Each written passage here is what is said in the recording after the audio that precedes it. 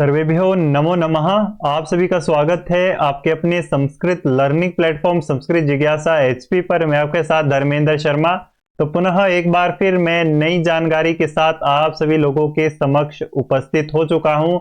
आज की जो जानकारी है वो संस्कृत अध्यापक भर्ती टीजीटी संस्कृत के पोस्ट के रिलेटेड रहने वाली है। ठीक है, स्टाफ सिलेक्शन बोर्ड उड़ीसा, ठीक है, गवर्नमेंट ऑफ उड़ीसा द्वारा हायर एजुकेशन डिपार्टमेंट यानी कि टीजीटी संस्कृत की पोस्ट अवेलेबल है। नोटिफिकेशन रिलीज की गई है गवर्नमेंट ऑफ उड़ीसा, जो उड़ीसा है वहां द्वारा। तो उड़ीसा के जितने भी कैंडिडेट्स है वो यहां पर अप्लाई कर सकते हैं। ठीक है, बाकी पूरे भारत से आप कहीं से भी है तो भी आप अप्लाई कर सकते हैं, परंतु यहां पर एक मिनिमम क्वालिफिकेशन रहती है। यदि आप आपने पास आउट की है तो आप भी अप्लाई कर सकते हैं। बाकी जो सैलरी पैकेज है वो भी यहाँ पर दे दिया गया है ऑलरेडी नोटिफिकेशन में, उसको भी जानेंगे। बाकी क्या जो है सिलेक्शन प्रोसेस रहने वाला है, दूसरा क्या एलिजिबिलिटी क्राइटेरिया, एग्जामिनेशन फीस, जो एग्जामिनेशन सेंटर्स होते हैं, पूरी डिटेल्ड जानकारी जानेंगे कि क्या नोटिफिकेशन रिलीज की गई है। देखो, संस्कृत से रिलेटेड जितनी भी अपडेट्स है, यदि आप नए हैं यूट्यूब चैनल पर पहली बार विजिट किए हैं तो संस्कृत सेक्टर के रिगार्डिंग जितनी भी अपडेट्स होती हैं वो आपको इस यूट्यूब चैनल पर समय समय पर प्राप्त होती रहेंगी। ठीक है, चाहे अपडेट्स जॉब से रिलेटेड हो या फिर नोटिफिकेशन, गवर्नमेंट नोटिफिकेशन वगैरह की, कोई भी संस्कृत सेक्टर के रिगार्डिंग नोटिफिकेशन है वो आप तक सही समय और सटीक जानकारी के साथ जो है आप इस चैनल पर देख सकते हैं। तो यदि नए अभ्यर्थी है तो चैनल को सबसे पहले सब्सक्राइब कर बेल आइकन प्रेस आपने कर लेनी है। तो वर्तमान में इस समय हम कहां हैं कि staff selection board higher education department government of Orissa की ऑफिशियल वेबसाइट पर है। इसका लिंक आपको वीडियो के डिस्क्रिप्शन बॉक्स में भी दे दिया गया है। वहां से जैसे ही क्लिक करेंगे तो आपके पास ये इंटरफेस आपके मोबाइल फोन में ओपन हो जाएगा। ठीक है, तो यहां पर आपको व्हाट्स न्यू के सेशन पर आ जाना है। ठीक है, तो कैसे आप वो नोटिफिकेशन तक पहुंचेंगे उस चीज को देख लेते हैं सबसे पहले। ठीक है, तो जैसे आप वेबसाइट पर आएंगे, यहां पर व्हाट्स न्यू का जो ये सेशन है यहां पर जो है आपको चले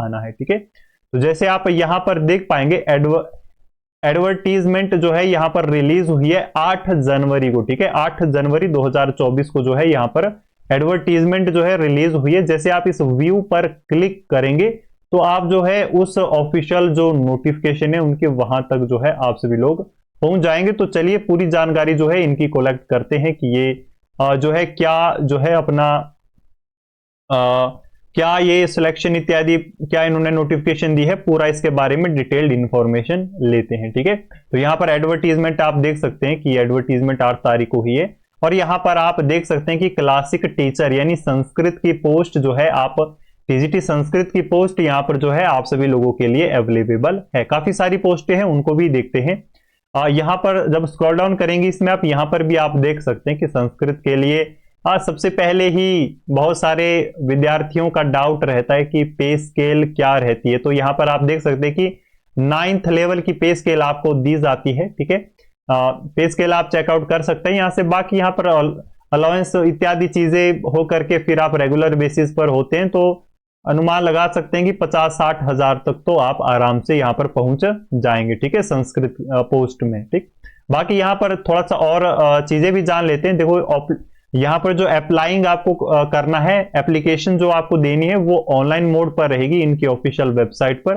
ठीक है, उसके बारे में भी हम जानेंगे कि कहां पर आपको चले जाना है। ठीक है, तो यहां पर आप देख सकते हैं कि जो ओपनिंग डेट है, ठीक है, तो 8 से ही ये शुरू हो चुकी है। ठीक है, 8 जनवरी से ये शुरू हो चुकी है। बाकी इसमें क्लोजिंग डेट देखते हैं दो एग्जामिनेशन फीस के साथ, वो आपकी 7 फरवरी 2024 तक रहने वाली है, रात के 12 बजे तक। ठीक है, चलिए, तो ये रहा आपका सैलरी का। और दूसरा आपका रहा कि कब ये ऑनलाइन मोड कब से कब तक है, यानी first date and last date के बारे में भी हमने डिस्कस कर लिया है। बाकी यहां पर हाउ टू अप्लाई, इसको जो है आप चेकआउट कर सकते हैं कि कैसे कैसे जो है आपको इसमें अप्लाई करना है। तो यहां पर जो है वैकेंसीज पोस्ट है, यानी कि कितनी वैकेंसीज है सर, किस पोस्ट या किस कैटेगरी के लिए कितनी कितनी पोस्टें हैं। तो यहां पर आप देख सकते हैं 317। ठीक है, तो इतनी टोटल पोस्टें हैं। ठीक है, संस्कृत के लिए काफी ज्यादा पोस्टें हैं।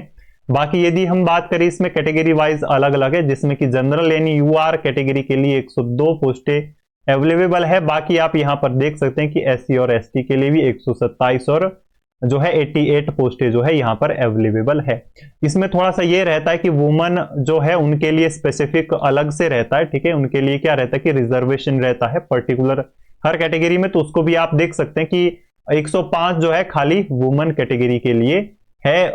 सभी सारी पोस्टें जो कि रिजर्व्ड है। अलग अलग कैटेगरी में आप अलग अलग देख सकते हैं। यदि आप वुमन कैंडिडेट है तो यहाँ पर 102 से जो नीचे दिया गया है वो वुमन कैंडिडेट के लिए रिजर्व्ड सीटें हैं पर्टिकुलर कैटेगरी में, ठीक है। तो ये यहाँ पर नंबर ऑफ पोस्ट था। बाकी जो और भी जानने योग्य जानकारी है उसको भी हम लेते हुए चलेंगे यहां से, ठीक है। हाँ, तो बाकी यहाँ पर एक देखो और रिजर्वेशन रहता है, जो कि जैसे कि जो इस कैटेगरी में आते हैं आपके, तो उनके लिए क्या है कि यहाँ पर कुछ जो है दिया गया है क्राइटेरिया। बाकी जो पीएच यानी फिजिकल जो हैंडीकैप्ड्स के कैंडिडेट्स रहते हैं उनके लिए भी अलग अलग जो है यहाँ पर क्राइटेरिया दिया गया है। अलग अलग हिसाब से आप अपना अपना अपने अपने हिसाब से चेकआउट कर सकते हैं, ठीक है। चलिए बाकी इसमें आगे देखते हैं। ये चीज हमने ऊपर डिस्कस कर लिया। ऊपर वुमन के लिए जो है अलग से जो है नंबर ऑफ पोस्ट दे दिया गया है। बाकी सभी का ये भी क्वायरी रहती है कि एज लिमिट, एज क्राइटेरिया, क्या ये इस पोस्ट में एज क्राइटेरिया भी है? तो बिल्कुल एज क्राइटेरिया भी है। यहां पर आप 21 साल से बड़े होने चाहिए और 38 साल से बिलो यानी छोटे होने चाहिए, ठीक है। बाकी यहां पर थोड़ी सी रिलैक्सेशन भी है, उनको भी चेकआउट कर लेते हैं। बाकी 38 साल आप किस एज में होने चाहिए यानी से कम होने चाहिए, तो ये है आपका 1 जनवरी 2024 के अनुसार से किया जाएगा, ठीक है। बाकी यहां पर थोड़ा सा और रिलैक्सेशन भी मिलती है। 5 साल की जो है रिलैक्सेशन उन कैंडिडेट्स को मिल रही है जो कि एससी और एसटी कैटेगरी के हैं। बाकी ये जो सीईबीएस के जो कैंडिडेट्स हैं उनको भी यहां पर 5 साल की रिलैक्सेशन जो है एज में दी जाएगी, ठीक है। तो 38 है ना, तो 38 आप 5 प्लस कर सकते हैं, ठीक है। बाकी यहां पर वुमेन कैंडिडेट्स के लिए थोड़ा सा और भी ज्यादा एक्स्ट्रा है, ठीक है। या फिर एक्स सर्विसमैन, या फिर ये जो आप चेकआउट कर सकते हैं यहां से, ठीक है।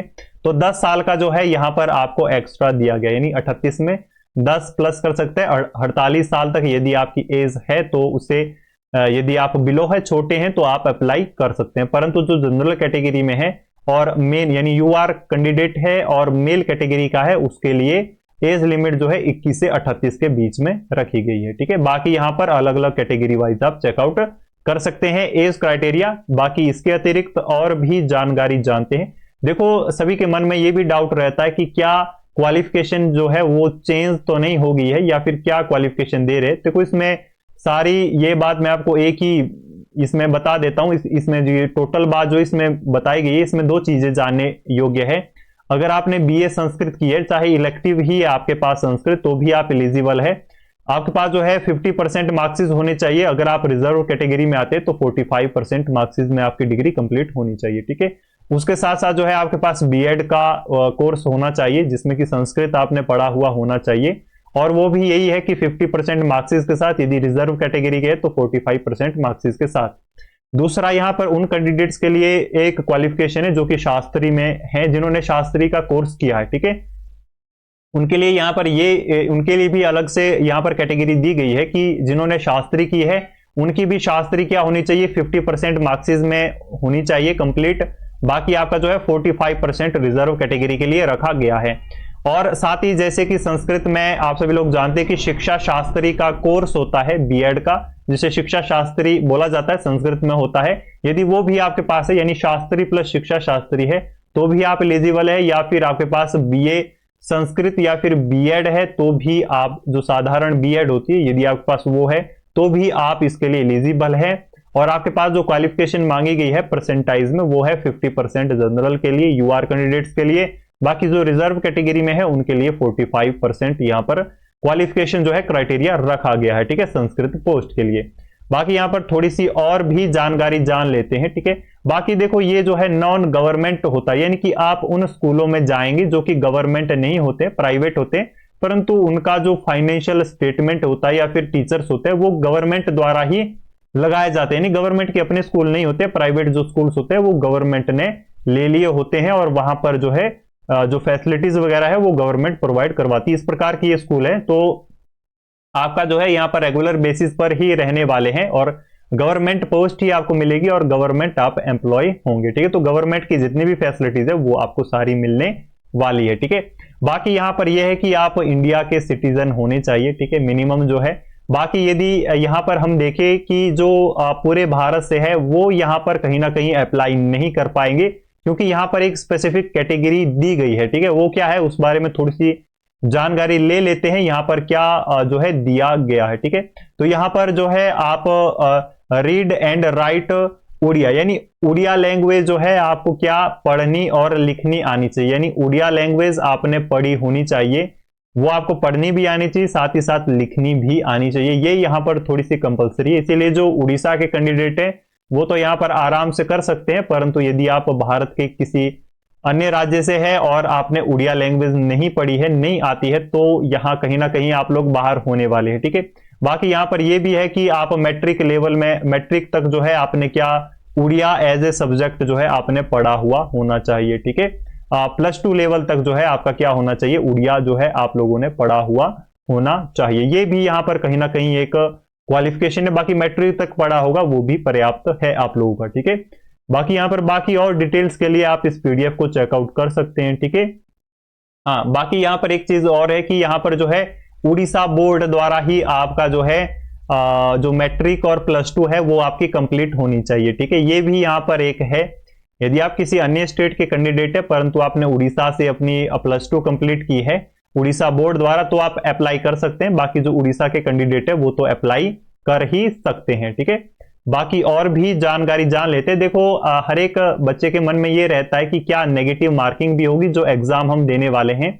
तो देखो गवर्नमेंट एग्जाम है तो रिटन टेस्ट तो आपका होगा ही, साथ ही जो इंटरव्यू बेसिस पर आपको लिया जाएगा, ठीक है। तो यहाँ पर नेगेटिव मार्किंग भी की बात करें तो 0.5 मार्क्स की जो है आपकी नेगेटिव मार्किंग होने वाली है एक क्वेश्चन में, ठीक है। और बाकी यहाँ पर आप देख सकते हैं कि बहुत सारे डाउट्स ऐसे रहते हैं, कई बार जो उड़ीसा के कैंडिडेट है वो एलिजिबल होते हैं परंतु किसी कारणवश बाहर रहते हैं, तो यहाँ पर आप जोन यानी कि कहाँ कहाँ आपके एग्जामिनेशन सेंटर्स रहेंगे उनको भी यहाँ से आप लोग देख सकते हैं। तो यहाँ पर यहाँ से आप देख सकते हैं, यहाँ से काफी सारे सेंटर्स जो है यहाँ पर दे दिए गए हैं। यहाँ तक यदि आप इनमें से कोई भी आपका नियर बाय है तो वहां पर आप जो है एग्जाम दे सकते हैं, इन्हीं सेंटर्स जो भी नियर बाय है वहां पर आप भर सकते हैं, ठीक है, इनमें से। बाकी देखो एप्लीकेशन फीस की भी बात करें कि एप्लीकेशन फीस कितने रहने वाली है, ठीक है।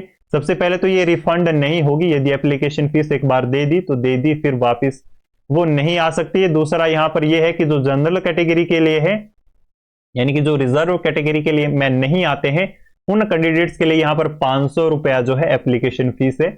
बाकी जो अदर रिजर्व कैटेगरी के हैं उनके लिए 200 रुपया यहाँ पर एप्लीकेशन फीस रहने वाली है, ठीक है। तो इस प्रकार की जो है ये नोटिफिकेशन रिलीज हुई थी। बाकी जो है अदर इंफॉर्मेशन जो है आप यहां से इस पीडीएफ से अपने आप कोलेक्ट कर सकते हैं, जो भी अदर इंफॉर्मेशन आपको चाहिए है वो आप इस पीडीएफ में आकर के कोलेक्ट कर सकते हैं। कैसे आप आएंगे वो जो है मैंने आपको जानकारी दे दी। तो उम्मीद करता हूं इस नोटिफिकेशन के रिगार्डिंग आपको हर एक जानकारी ठीक ठीक प्राप्त हुई होगी। बाकी आप इनके ऑफिशियल वेबसाइट से इनका नंबर लेकर के इनसे भी बात कर सकते हैं ज्यादा जानकारी के लिए। अगर आपको लगता है कि आपको मेरी सहायता की इसमें आवश्यकता है तो आप मुझसे भी संपर्क कर सकते हैं 98 166 56 207, सिर्फ संस्कृत के कैंडिडेट्स के लिए। अगर आपको कोई डाउट है अप्लाई करने में, यदि कहीं परेशानी आ रही है तो उसके रिगार्डिंग भी बिल्कुल फ्री ऑफ कॉस्ट जो है संस्कृत सेक्टर के विद्यार्थियों की हेल्प की जाती है संस्कृत जिज्ञासा एचपी प्लेटफॉर्म द्वारा। तो आप जो है क्या कर सकते हैं, कभी भी एनी टाइम कॉल कर सकते हैं इस नंबर पर, और यदि आपको कोई और जानकारी लेनी होगी तो उसके रिगार्डिंग भी आप पूछ सकते हैं। देखो इसमें एप्लीकेशन की बात करें तो यहाँ पर जैसे आप इसकी ऑफिशियल वेबसाइट पर आ जाएंगे तो यहाँ पर आप देख सकते हैं कि अप्लाई ऑनलाइन पर आप क्लिक करके जो डिटेल्स वगैरह भर करके आप इसको अप्लाई कर सकते हैं। दूसरा देखो अगर इसमें पेमेंट की हम बात करें कि पेमेंट मेथड जो है आपका इसमें ऑनलाइन नहीं होता है, आपको जो है बैंक में इसमें पेमेंट करनी होती है। बैंक की डिटेल जो है यहाँ पर आपको नोटिफिकेशन में मिल जाएगी। जैसे ही आपका कहीं भी बैंक है, ठीक है, आपको चले जाना है स्टेट बैंक ऑफ इंडिया, चाहे वहां पर आपका अकाउंट है या नहीं है फिर भी वहां पर चले जाना है, ठीक है। तो वहां पर जो है आपको इसको क्या करवा देना है, डिपॉजिट करवा देना है। यहाँ पर आप ये उनको दिखा सकते हैं, बाकी खुद भी भर सकते हैं। यहाँ पर अकाउंट नंबर, IFSC कोड वगैरह सब कुछ भरा हुआ है, ठीक है। वहां पर जो है आप इसको भर लीजिए। बाकी वहां से जो इंपॉर्टेंट चीज है वो है ट्रांजैक्शन ID, उसको जो है आपको नोट डाउन करके लेकर के आना है, ठीक है। बाकी वहां पर अपनी भी इंफॉर्मेशन देनी है, उधर नाम वगैरह पूरा अपलोड होता है तो उसकी भी इंफॉर्मेशन देनी है। जो जब आप इसका पेमेंट करेंगे तो आप जरूर उस व्यक्ति को या फिर जिस भी ब्रांच में जा रहे हैं वहां पर जरूर ये बात रखिए कि मैं ऐसी ऐसी भर्ती के लिए ऐसा ऐसा जो है फीस डिपॉजिट करवाना चाहता हूं, तो वो वहां पर आपके कुछ पर्सनल इंफॉर्मेशन भी शेयर करते हैं। ठीक है, चलिए, तो इस प्रकार की ये नोटिफिकेशन थी। उम्मीद करता हूं सारी जानकारी आपको प्राप्त हो चुकी होगी, पर फिर भी यदि कहीं भी आपको हेल्प की जरूरत है तो आप एनी टाइम मुझसे संपर्क कर सकते हैं। बाकी इसकी ऑफिशियल वेबसाइट से इनके नंबर्स होते हैं, अबाउट अस पर आप जा सकते हैं, वहां से भी आप इनसे भी कांटेक्ट कर सकते हैं इस नोटिफिकेशन की रिगार्डिंग। ठीक है, तो चलिए पुनः आप सभी लोगों से मुलाकात होगी। देखिए, अगर आप YouTube चैनल पर नए अभ्यर्थी है संस्कृत सेक्टर के, तो सबसे पहले तो आपको चैनल को सब्सक्राइब कर बेल आइकन प्रेस कर लेनी है। दूसरा, जितने भी हमारे सोशल मीडिया प्लेटफॉर्म्स है वहां पर ज्वाइन हो जाना है, ताकि संस्कृत सेक्टर के रिगार्डिंग चाहे कोई भी गवर्नमेंट या प्राइवेट जॉब से रिलेटेड या कोई नोटिफिकेशन से रिलेटेड कोई भी अपडेट हो वो आप तक समय समय तक पहुंचती रहे सही जानकारी के साथ। ठीक है, तो आप सभी लोग सभी प्लेटफॉर्म्स को ऑलरेडी ज्वाइन करके रखिए। ठीक, तो पुनः आप सभी लोगों से मुलाकात होगी, तब तक के लिए धन्यवाद। जय श्री राम, जय सनातन, जय भारत।